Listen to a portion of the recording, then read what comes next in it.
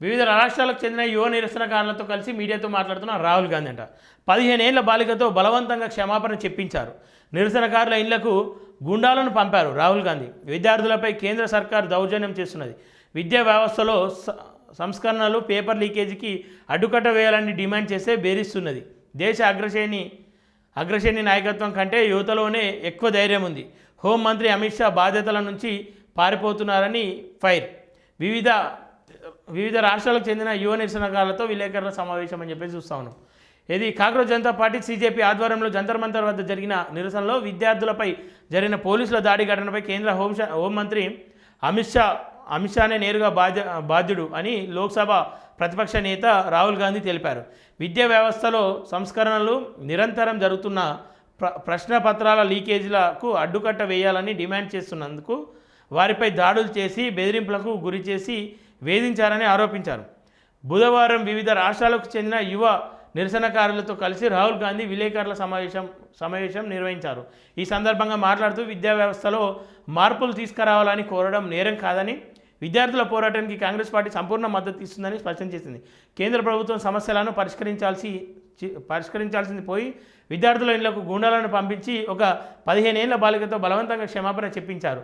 ఇదంతా ఒక పెద్ద నాటకం. దీన్ని మేము ఎట్టి పరిస్థితుల్లోనే అంగీకరించామని వ్యాఖ్యానించారు. ఇదైతే చాలామందిని భయపెడతా ఉన్నారంట. కేసులు పెడతాం మరి మీ ఇష్టం, మీ భవిష్యత్తు నాశనం అవుతుంది అని చెప్పేసి భయపెడతా ఉన్నారంట నిరసనకారుల ఇండ్లకి వెళ్ళి. దీన్ని ఖచ్చితంగా అందరూ ఖండించాలి. మాకు సరిగ్గా పనిచేసే విద్యా వ్యవస్థ కావాలని, వరుసగా జరుగుతున్న పరీక్షల పేపర్ లీకేజ్ల తక్షణమే ఆగాలని అన్నారు. ఈ దేశ యువత భవిష్యత్తుకు రక్షణ, గౌరవం దక్కాలని రాహుల్ పేర్కొన్నారు. విద్యార్థులు ఎలాంటి తప్పు చేయలేదు.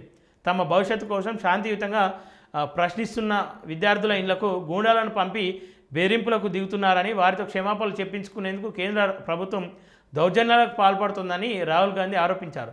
యువ నిరసనకారులతోనే మాట్లాడాను. వారు తమపై జరిగిన దాడులు, దెబ్బలు, బెదిరింపుల గురించి వివరించారు. తమ భవిష్యత్తు కోసం నిలబడి ఈ విద్యార్థులను చూసి నేనెంతో గర్విస్తున్నాను అని పేర్కొన్నారు. వారు ఎలాంటి తప్పు చేయలేదని,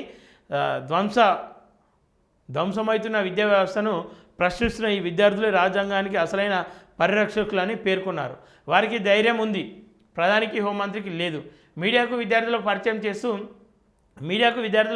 చేస్తూ దేశ అగ్రశ్రేణి నాయకత్వం కంటే యువతలోనే ఎక్కువ ధైర్యం ఉందని రాహుల్ గాంధీ అన్నారు.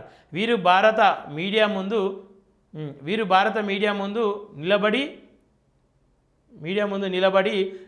నిలబడిన యువకులు, కానీ ఇక్కడ వచ్చి నిలబడే ధైర్యం అమిత్ షాకు, ప్రధానికి లేదు అని చురకాలు అంటించారు. యువత ఇక్కడికి రావడమే ధైర్యమైన చర్య అని కొనియాడారు.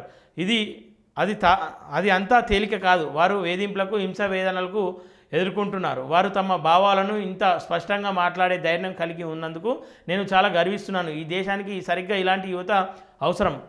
అలాంటి వారు వేల సంఖ్యలో ఉన్నారు. వారు చేసిన పనికి నేను ఎంతో గర్వపడుతున్నానని వ్యాఖ్యానించారు. విద్యార్థులపై పోలీసుల చర్యకు సమాధానం చెప్పడంలో అమిత్ షా